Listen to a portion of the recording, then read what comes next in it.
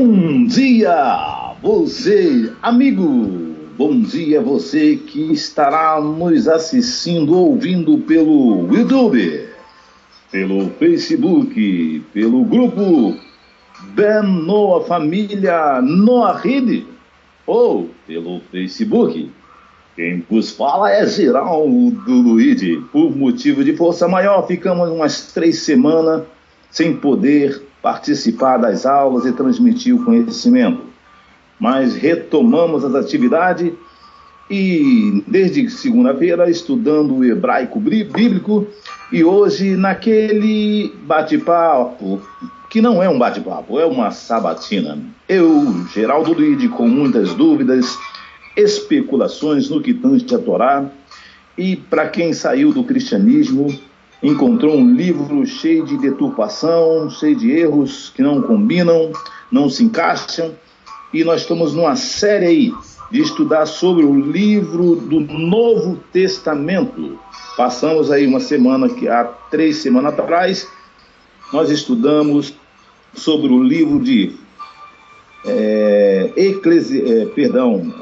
Tessalonicense, foi o primeiro livro, o João comentou sobre isso, e agora ele vai dar sequência nesse estudo que é de suma importância para quem saiu, para quem está e para quem tem dúvida ainda, está na fé, uma fé cega, com todo respeito. Mas eu vou deixar com ele, sempre ele, eu aqui no Rio de Janeiro, um maçarico ligado, o meu almoço será ovo frito no asfalto hoje, e eu falo com ele lá do Paraná, João Alves Correia, conhecido como S, sabe tudo e mais um pouco, professor de hebraico, professor de português, professor de grego e italiano. Sabe tudo, hein? E conhecedor da Lahá, da tradição oral judaica, e conhece fundo no Novo Testamento. João Alves Correia, bom dia, é contigo mesmo. Dá as suas considerações, ou as suas iniciativas, melhor assim dizendo. Bom dia, Geraldo. Tudo bem? Tudo tranquilo por aí? E o Rio tá daquele jeito, né? Todo lugar. Estive na Zona Sul, no médico. Sexta-feira o maçarico lá não estava perdoando, entendeu? É complicado. Tem em todo lugar, então não tem um lugar aqui no Rio que não esteja, um maçarico não está apertando. Pois é, por aqui também não tá muito diferente não, tá quente também pra caramba. Mas tudo bem, estamos aqui, depois desse lapso aí de tempo, de ajustes, né? Estamos de volta, então, muito bom estarmos aí retomando os estudos, porque há pessoas que estão aí sempre nos inquirindo, perguntando sobre a continuidade deles. E claro que a nossa vontade é sempre dar continuidade, mas às vezes acontecem alguns imprevistos e estamos aqui agora firmes e fortes para continuarmos a série, né?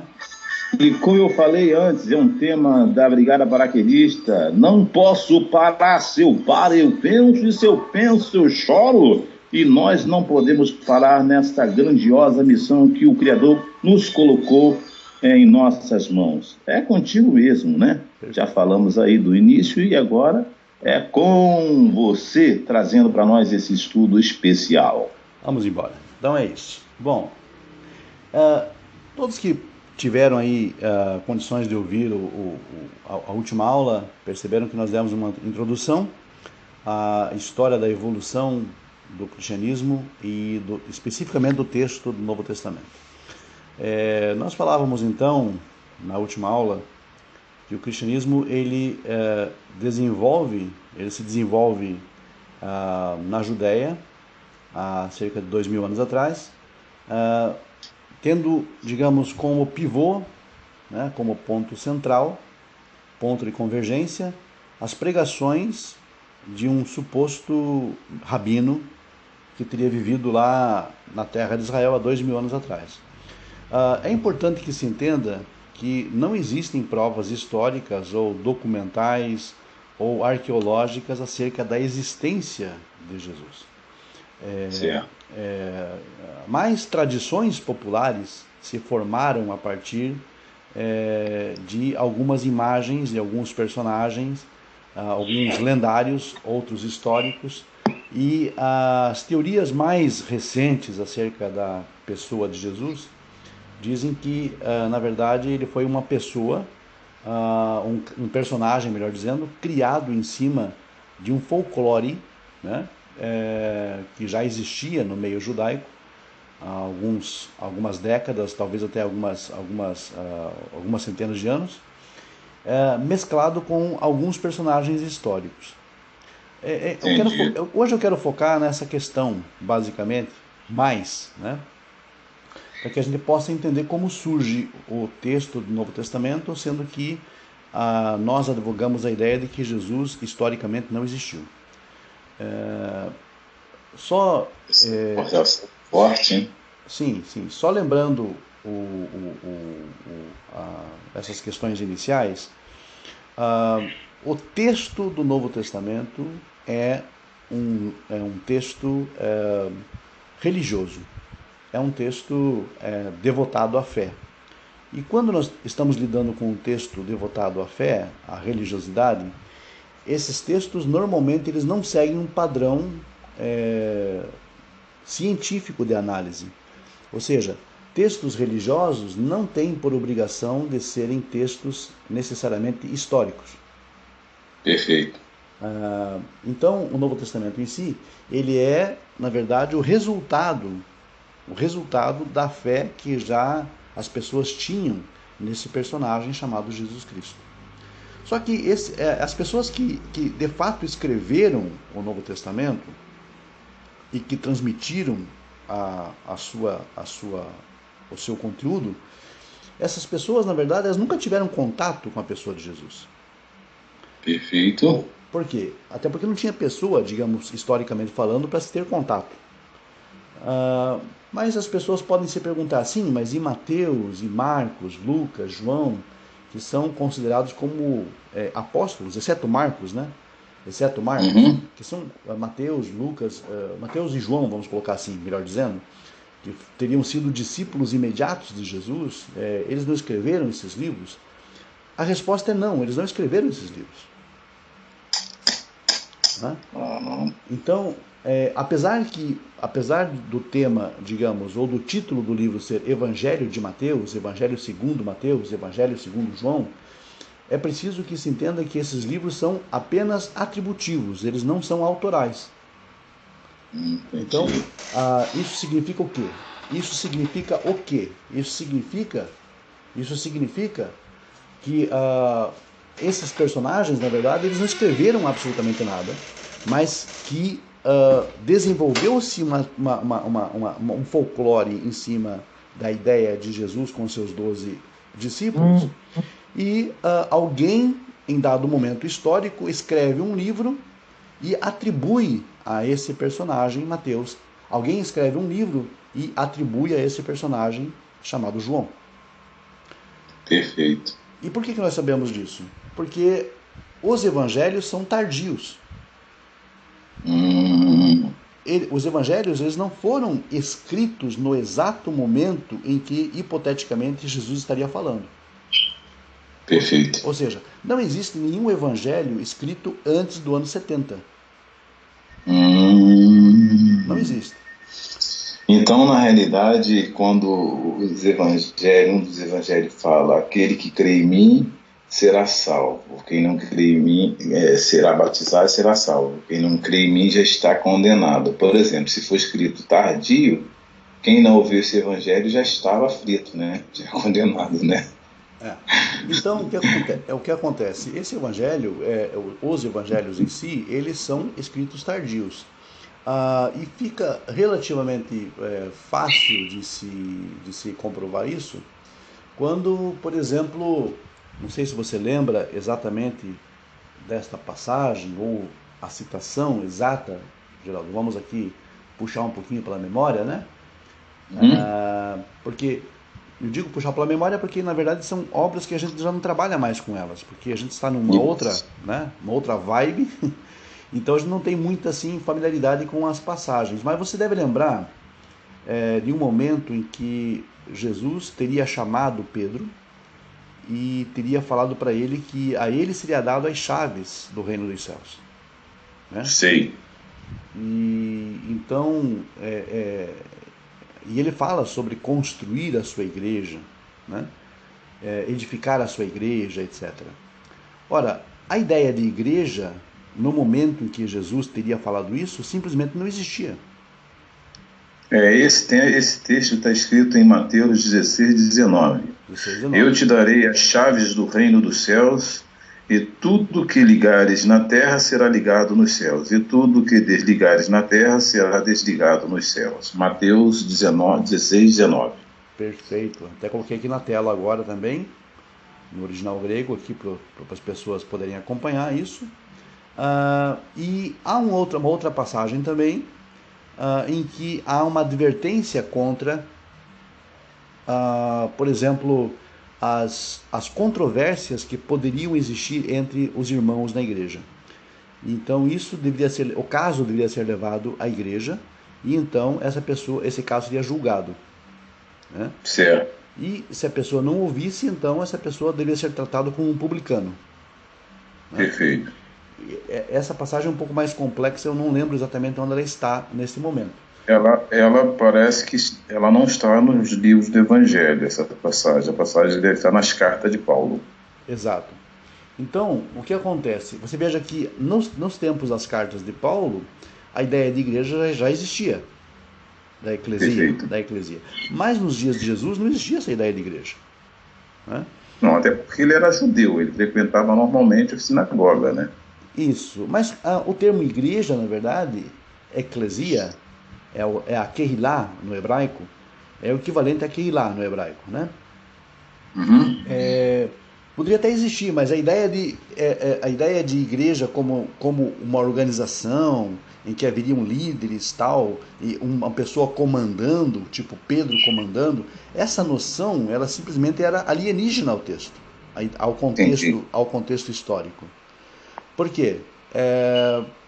A concepção, a natureza da igreja como uma entidade, como uma organização, com as suas autoridades eclesiásticas, seus bispos, seus presbíteros, isso é uma coisa muito, muito avançada já na época de Paulo. Na época de Paulo. Na época de Jesus, essa noção simplesmente ela não existia. Ela simplesmente não existia. E aí, qual é a conclusão que nós chegamos? A conclusão que nós chegamos é que, na verdade, essa ideia, ela é simplesmente vaga aqui, ela não faz parte desse contexto. Então tem algo errado. Houve uma pergunta numa aula passada que eu falei que se Jesus, o que existiu, não o personagem, se ele tivesse vivo hoje, ele jamais entraria em uma igreja. E você falou assim, nem na sinagoga atual, né? Não, exatamente. Então, o que acontece? Olhando, digamos, se eu tirasse toda essa noção controversa ou fora do modelo, fora do esquema, se eu pegasse estritamente as palavras de Jesus aqui no Evangelho, lógico, tirando aquilo que foi muitas vezes colocado para favorecer uma determinada opinião. Uhum. O que eu quero esclarecer com isso é o seguinte, é que havia um folclore, havia uma lenda sobre um personagem chamado Jesus, e essa lenda começa de forma muito, muito sutil, muito, muito pequena e não tão elaborada. Pessoas se aproveitaram desse folclore popular e criaram esses livros e inseriram as suas próprias ideias. Caramba, isso é sério, hein? Para quê? Para que desse respaldo a uma instituição que estava nascendo, que era a igreja. Quando Lucas ele escreve para o amigo Teófilo, ele não foi discípulo, não conhecia nada, ou seja, ele pegou relatos de outras pessoas, não é isso? Quando esse Lucas, esse suposto Lucas, né, escreveu, então nós vemos aí que ele chama por Teófilo, ele pega, digamos, dados da tradição corrente da época, mas já era uma época muito avançada, já era uma época muito mais remota da época em que os eventos teriam acontecido. O fato é que não existe um vínculo, uma ligação entre o Jesus anunciado pelo Evangelho e a igreja, por exemplo, já composta na época de Paulo. Não existe um vínculo. O único vínculo que nós temos é das tradições populares que circulavam de boca em boca. E você sabe que quando as coisas circulam de boca em boca, elas tendem a serem aumentadas, a diminuídas, a acrescentar, alguém acrescenta uma ideia própria. E o telefone sem fio? o telefone, a famosa ideia do telefone sem fio. A informação sempre vai chegar para você distorcida. Entendi. Entendeu? E esse é o grande problema. E quando as pessoas resolveram colocar isso por escrito, elas colocaram já ao sabor da época. Entendi. De acordo com a conveniência. Então eu quero até citar para você aqui um historiador da igreja primitiva, chamado Eusébio de Cesareia. Eusébio, ele escreve, mais ou menos por volta do século III, a chamada História Eclesiástica, e nessa obra, História Eclesiástica, ele admite que ele e os seus colegas, historiadores cristãos, eles mexeram nas coisas. Por quê? Porque era importante colocar aquilo que pudesse exaltar o Evangelho, e as coisas que podiam enfraquecer ou envergonhar o Evangelho, eles tiraram. Entendi. E eles admitem isso tacitamente, eles admitem isso muito tranquilamente, sem nenhum problema. Ou seja, nós estamos lidando com um texto que foi absolutamente composto e depois também alterado e acrescentado e diminuído conformidade com a visão da época. Perfeito. Ou seja, nós não temos segurança nesses escritos. Na verdade, o autor do cristianismo, então, seria o Constantino? Não, de forma alguma. Não é o Constantino? De forma alguma. O cristianismo já existia antes de Constantino. Mas não era chamado de cristianismo, né? Porque a palavra cristianismo ela vem do grego, né? Que é Cristo, né? Não, já era chamado de cristãos. Aliás, os cristãos começaram a se chamar... Já era chamado de cristão ou messiânico? Não, cristão. Por quê? Cristianismo, na palavra português, essa palavra em português. Tá, vamos explicar então a origem da palavra cristianismo. Cristianismo vem da palavra Christos. Em grego, cristianismos, que é exatamente a filosofia de Cristo, ou seguir a Cristo. O que é Christos no grego? Christos significa ungido. Mas Christos vem do verbo krió, que em grego significa ungir um cavalo, ungir um animal. Eita, aí joga pelado, hein? Não, mas é o que o termo diz, porque... Não, mas não podemos fugir da verdade. Exatamente. O krió, na verdade, tem a ver com a ideia de ungir um animal para a batalha ou para a corrida. E como é que os gregos ungiam os seus cavalos? Não é ungir aqui naquela ideia de jogar óleo em cima da cabeça, como nós temos na visão judaica, né? A unção, na verdade, era feita passando bálsamo nas patas dos cavalos. Perfeito. E por que a gente lembra que quando Samuel foi ungir Davi, né? Ele foi ungir a cabeça, né? A cabeça. Pela cabeça. A unção pela cabeça. Então o que acontece? O krió, que é a origem do verbo Christos, do termo Christos, é a unção das patas de um animal para a batalha. Passava o bálsamo para que o animal ficasse, digamos, resistente mais à dor, né? Entendi. Para correr na batalha. Então, daí origina-se o termo Christos, no grego, que é o que o grego usa para chamar, por exemplo, a pessoa de Jesus como se fosse um sobrenome dele, como se fosse Jesus Christos como Jesus Cristo, Jesus o ungido. Só que o grego não tem uma palavra exatamente como Mashiach, né? Então essa palavra foi emprestada para dar essa noção de Jesus o Messias. Só que no grego, aos ouvidos do grego, tinha um outro sentido. Perfeito. Por isso que foi adotado mais como um sobrenome. As pessoas entendiam Christos como se fosse um sobrenome quase, né? Perfeito, verdade. E aí o que acontece? As comunidades que viveram fora da terra da Judéia, todas elas eram de fala grega. Todas elas. Sim. E os cristãos, eles são chamados de cristãos pela primeira vez em Antioquia da Síria, né? em Antioquia, logo depois da chamada perseguição de Herodes, quando os cristãos da Judéia, eles saem da Judéia e vão para a Síria, que no caso, na cidade de Antioquia, onde Paulo se estabelece depois. Paulo e mais alguns amigos. E a partir dali, os seguidores dessa doutrina são chamados de cristãos. Christianoi. E Christianoi eram os cristãos e cristianismos era a doutrina que eles seguiam. Ou a visão de mundo que eles seguiam. Então eles passaram a chamar de cristão já antes do final da Era Apostólica, da chamada Era Apostólica, o ano 100 e 120 mais ou menos, já eram chamados assim. Aliás, na verdade, na época dos Herodes eram chamados dessa forma. E o Constantino é uma história muito depois, muito tardia.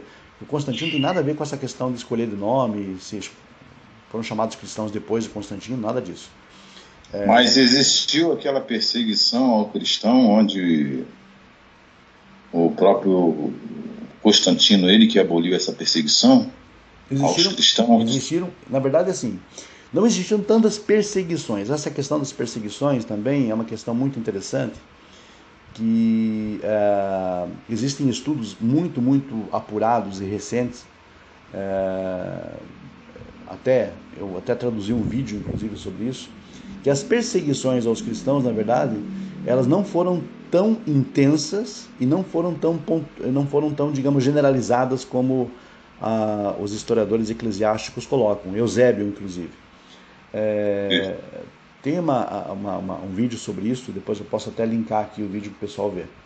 Essas perseguições, elas não eram tão generalizadas como Eusébio coloca. Eusébio quis, no caso, valorizar a coisa, entendeu?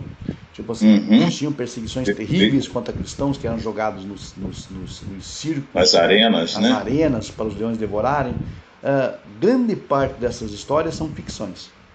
Meu Deus do céu. Houve sim uma oposição, mas as oposições eram pontuais. E havia perseguições sim, mas eram pontuais. Ou seja, não eram no mundo romano como um todo, mas sim em algumas cidades, alguns locais que tinham conflitos mesmo entre o governo local e os cristãos. Aqueles barraterneiros, né, que queria, por exemplo, não concordava com imagens no templo, queria afrontar, não é isso? Exatamente. E aquela questão também do culto ao imperador. Nesses locais onde os judeus começavam a criar certo conflito e os cristãos também começavam a criar certo conflito, tanto o judeu como o cristão eram perseguidos. Perfeito. E eram, digamos, muitas vezes aprisionados, até mortos. Mas não é uma perseguição no nível que a gente imagina, que era todo dia tinha cristão sendo jogado na arena para o leão devorar. Não era bem assim. Isso é uma ficção criada por Eusébio para dar crédito ao que ele anunciava. E estudos aí muito capacitados têm demonstrado isso. Agora, houve sim uma perseguição sobre o imperador Diocleciano, que essa foi realmente maior, essa foi a mais impactante, por conta do culto ao imperador, porque Diocleciano queria ser adorado como se fosse um deus, e cristãos e judeus não aceitavam aquilo, então foi perseguição também. Então essa perseguição durou 10 anos, certinho. Porque a diferença entre o cristão primitivo e o judeu é que o cristão, ele acreditava que o Jesus era o Machia, mas continuava sendo judeu. E o judeu continuava sendo judeu, mas não cria no Machia. E todos eles frequentavam normalmente uma sinagoga, não é isso? Então, o que acontecia é o seguinte, os romanos, eles não conseguiam, na época em que a igreja já estava mais desenvolvida, e já estava em Roma, por exemplo, também, os romanos não conseguiam entender a distinção entre cristão e judeu. Por quê? Porque os judeus tinham seus costumes próprios, e os cristãos adoravam o judeu. Entendi. Ou seja, eles cultuavam um judeu como se fosse Deus. Então, para eles, os romanos, todo mundo era judeu. Todos eram judeus, né? Então, Cláudio, por exemplo, o imperador Cláudio, ele também faz uma perseguição aos judeus em Roma. Ele expulsa os judeus de Roma, na verdade. E só que os historiadores, tanto Tácito e Suetônio, por exemplo, quando citam, eles falam que eles citam inclusive os cristãos e falam da perseguição aos judeus em si. Só que nessa perseguição aos judeus, o termo é genérico, é como se fosse judeu e cristão junto. O cristão primitivo, ele seguia a Torá crendo que Jesus era o Mashiach, é isso? Não. Não? Não. O cristão...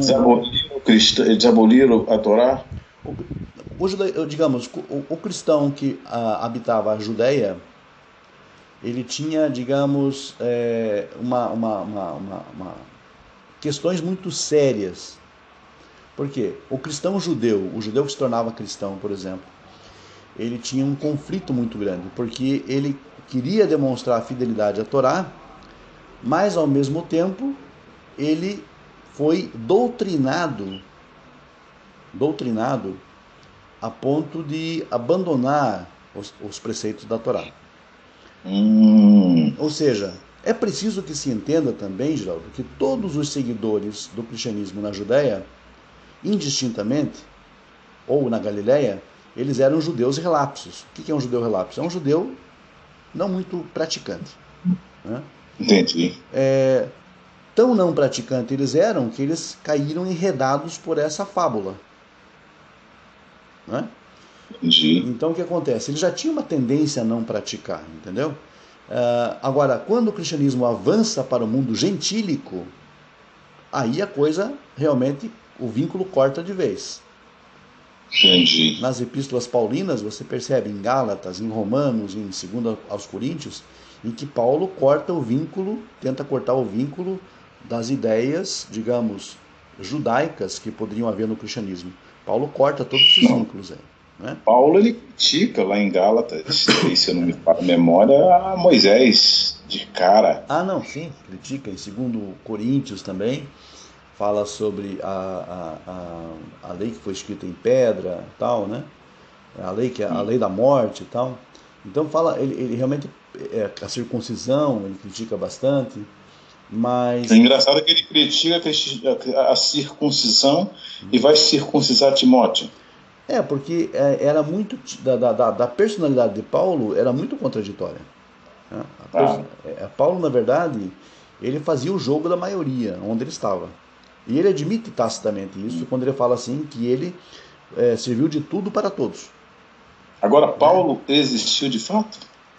Paulo é um personagem que, a despeito da gente não ter muitas informações sobre ele extra Novo Testamento, ele é um personagem mais viável de ter existido. Por quê? Os messianos chamam ele de Rabino Shaul.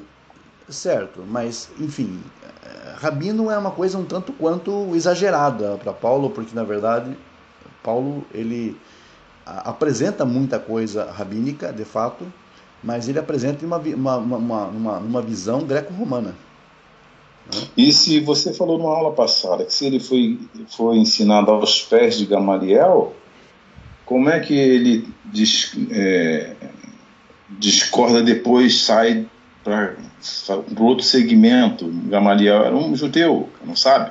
Não, se ele era seguidor de Gamaliel, é importante que se entenda que Gamaliel mesmo é mostrado no livro de Atos, capítulo 5, se não me engano, né?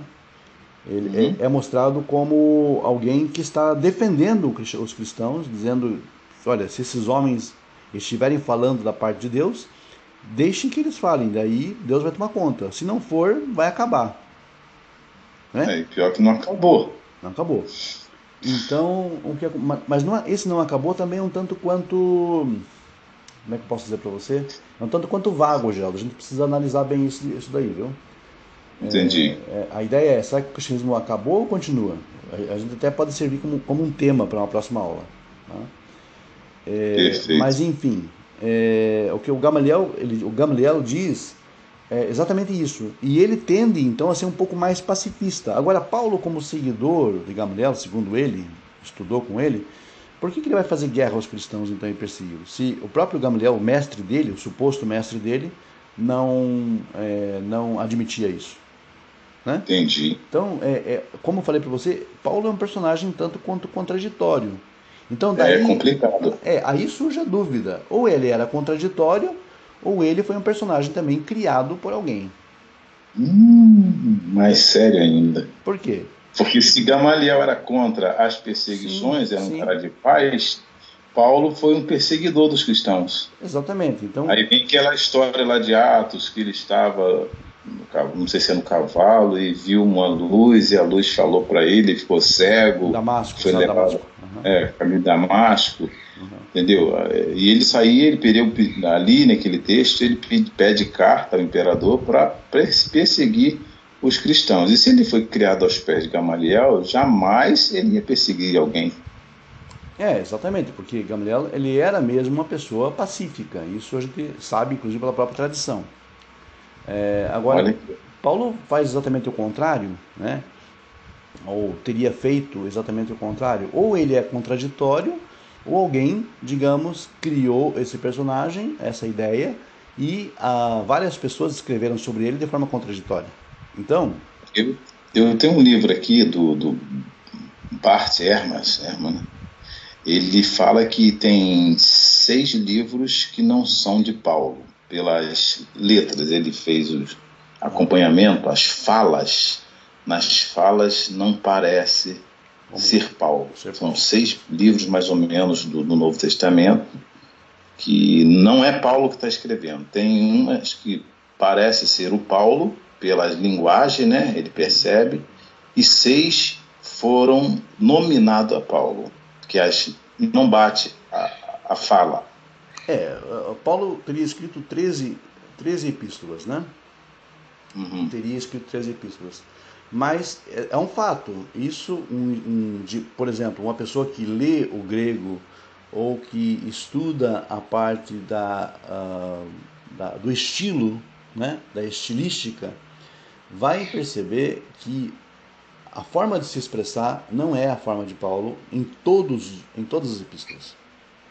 Não é. Por exemplo, nas epístolas universais, ou desculpe, nas epístolas a Timóteo, por exemplo, a Tito, se comparada com outras epístolas como Romanos, né, e com mais conteúdo como Gálatas, por exemplo, você percebe que há uma diferença brutal no estilo, na forma como ele se expressa. Mas também a gente tem que levar em conta que Paulo, aparentemente, ele não escrevia de próprio punho, raramente. É verdade. Ele usava, digamos, um amanuense ou então um escriba, né, que acompanhava ele, de acordo com o que ele fala. Mas, enfim, de qualquer forma, as palavras deveriam, digamos, estar no documento tal como ele falou. E analisando o estilo, você percebe de fato que há diferenças gritantes entre os estilos. E contraditórios também. Contraditórios. Não, é verdade. E tem um livro que é o de Hebreus, que eles tentam dar nome a Paulo, ele é sem autor. Esse de fato não tem nada de Paulo. Não tem nada de Paulo.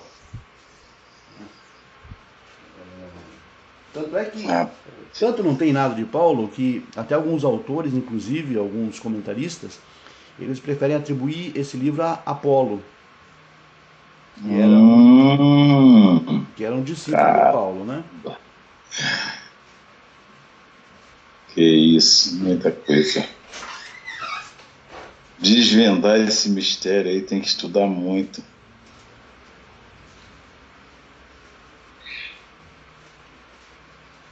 Então, daí o que você percebe? Você percebe que nós estamos diante de um mar de contradições, né? E de histórias confusas, de eventos que não batem, de personagens que não batem, de estilos que não batem. Nós temos então todo um contexto aqui extremamente complexo. Mas nós temos uma passagem que o antivelho, ou melhor, a Torá, fala de 70 pessoas que entraram e saíram do Egito, né? Aí acho que o Novo Testamento vai falar de 72, 71, já começa a discrepância aí, né? Assim, por exemplo, no discurso no discurso de Estevão, em Atos capítulo 7, o que você vai observar, todos os eventos que Estevão relata ali no discurso dele, no capítulo 7 de Atos, se você comparar com o que diz a Torá, é totalmente contrário. Perfeito. Né? Fala sobre a compra da caverna de Macpela por Abraão, totalmente diferente. O número de pessoas que saíram do Egito, lá diz 75, se não me engano, na verdade foram 70. Então tem uma série de contradições ali, porque Estevão estava citando do texto grego, da Septuaginta. Rapaz, que rolo! Meu Deus do céu! Esse era o meu conflito. Quando eu li isso diariamente e as coisas não batiam, eu falei, pô, tem alguma coisa errada, não é possível. Lá em Lucas vai falar sobre a genealogia, que o pai de Jacó chamava Levi, Eli. E lá no Mateus vai dizer que o pai de José chamava Jacó. Aí você, poxa, quem é? Você não pode ter dois pais. Os apologistas, não, aqui está falando do pai de Maria. Não tem como ser pai de Maria se a história, a genealogia é de José, entendeu? Até porque a mulher não era contada nessa época, não tinha... Não, a mulher não contava assim. A mulher nunca foi contada na genealogia hebraica. Então não tem nada a ver com Maria. Eli ou Jacó, final. Entendeu? O fato é que muita bagaça. É contraditório, né? É contraditório, extremamente contraditório. E não bastasse isso, ainda a questão desse emaranhado de eventos de supostos autores ou de pessoas que esses livros caíram nessas mãos, né? E eles usaram, obviamente, muito da história do folclore que já girava na época na Judéia para transformar nessa massa teológica. Né? E sem contar a perseguição que houve lá, né? Que Raquel chorava a morte dos seus filhos quando houve a perseguição de Herodes, segundo o Novo Testamento, e nos relatos históricos verdadeiros nunca houve essa perseguição. E Raquel, se era Raquel lá do Gênesis, ela já tinha morrido no capítulo 35 de Gênesis, entendeu? E muito antes de Torá ser entregue. É uma metáfora que o profeta usa ali para falar que Raquel chorava seus filhos porque Raquel é uma matriarca de Israel, né? Então o que acontece? Os filhos de Israel foram para o exílio babilônico.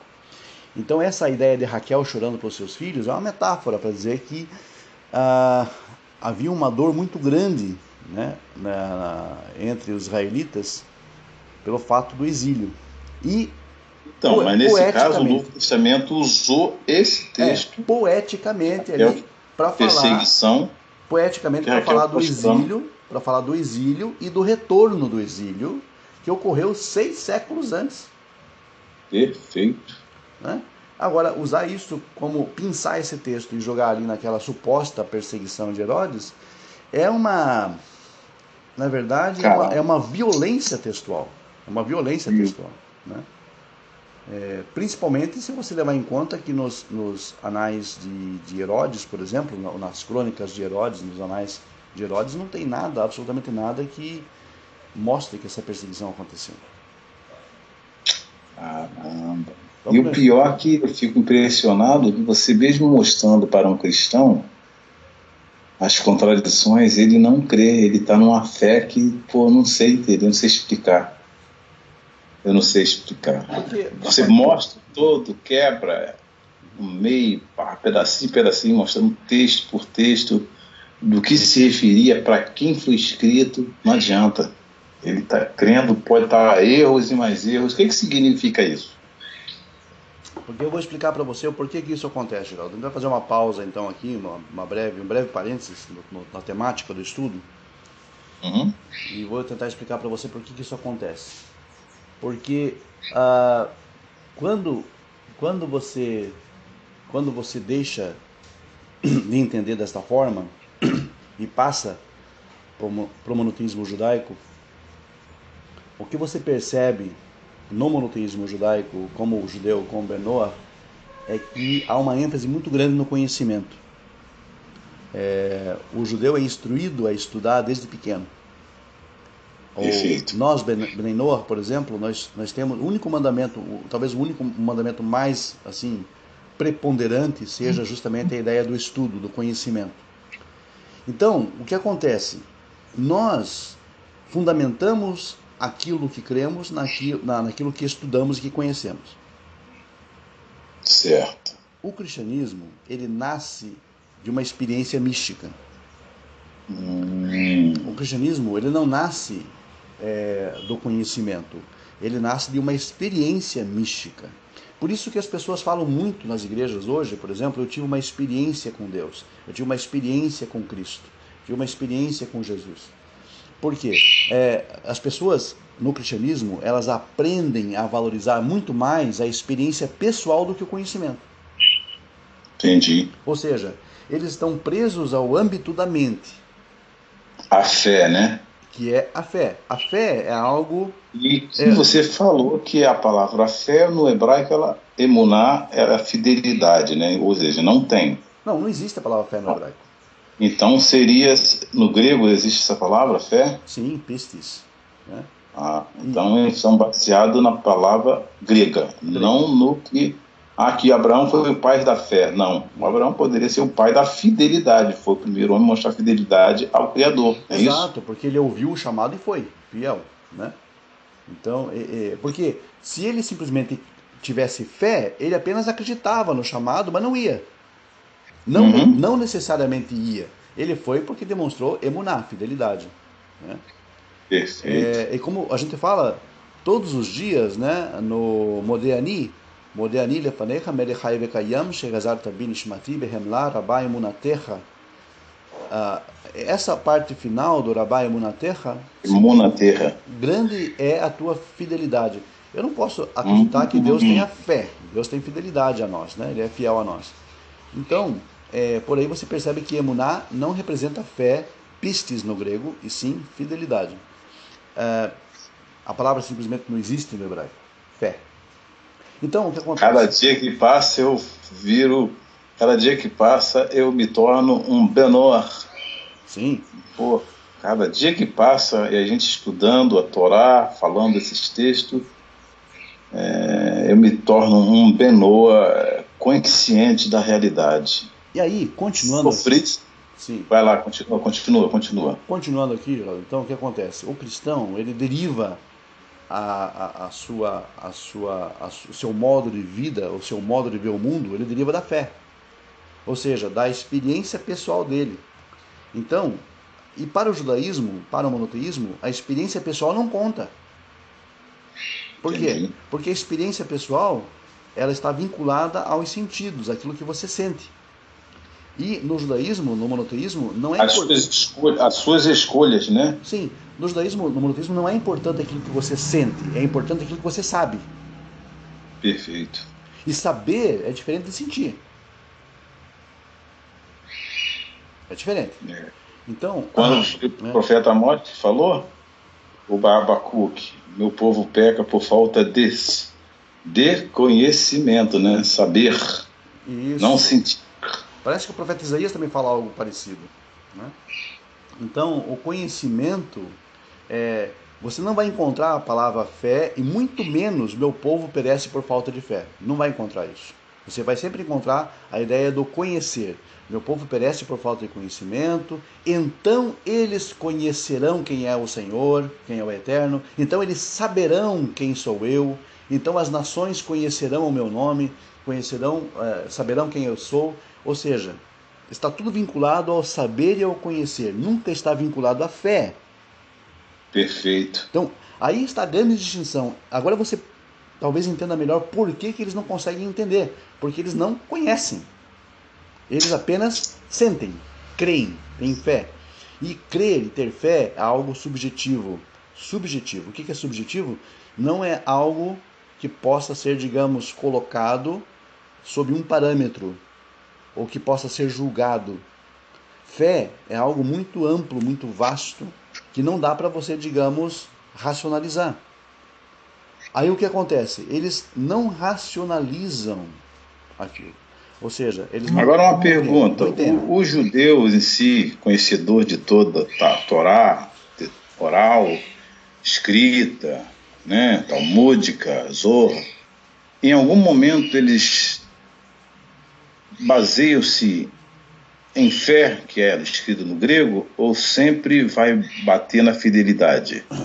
Aí você. Ou eles pegam a palavra fé porque já está assimilou com o ocidental, com o cristão ocidental e usa essa palavra fé. É uma questão polêmica essa, mas eu tenho que mexer com ela, né?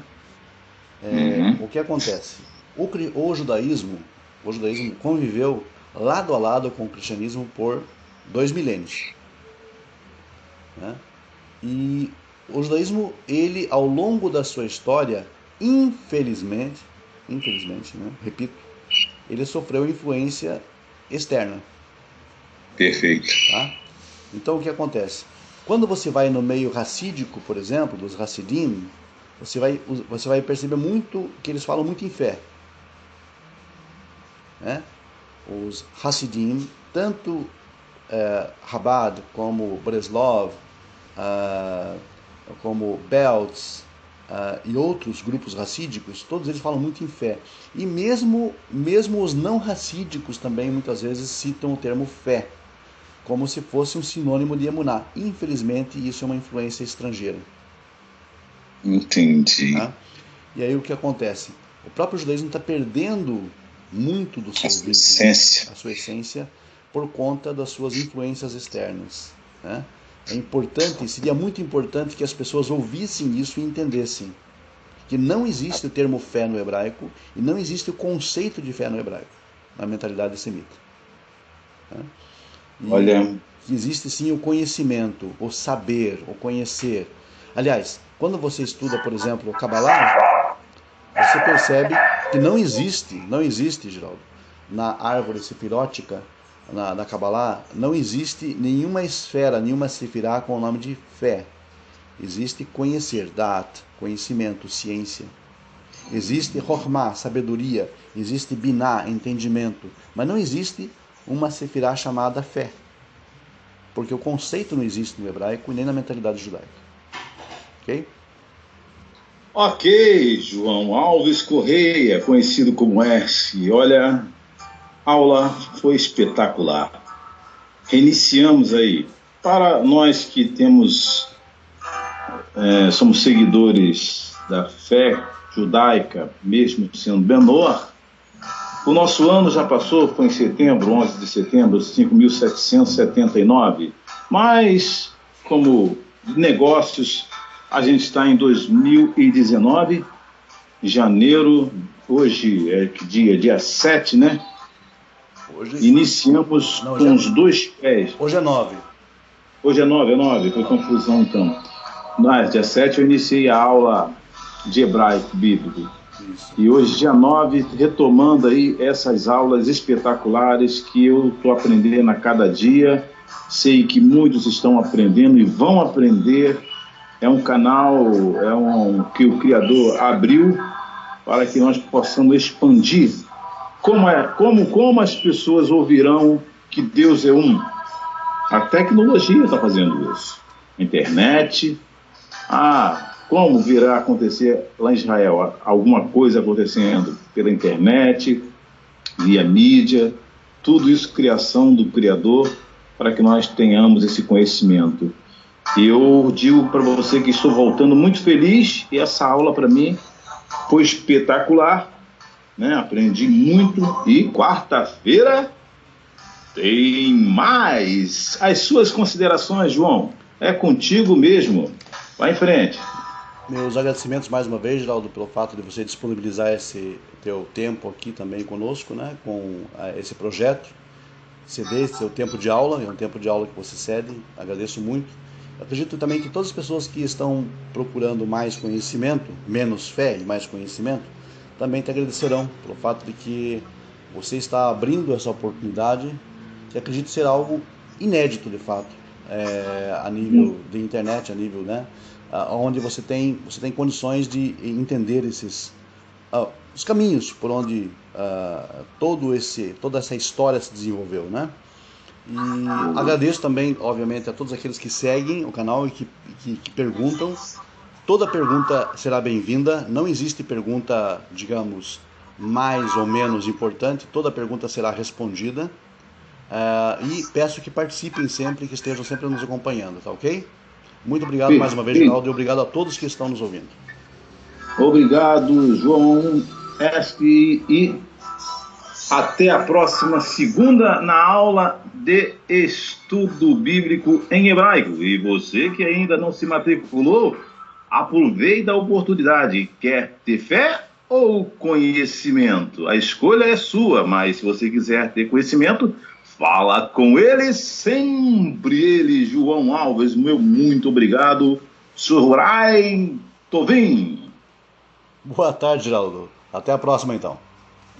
Até a próxima, tchau.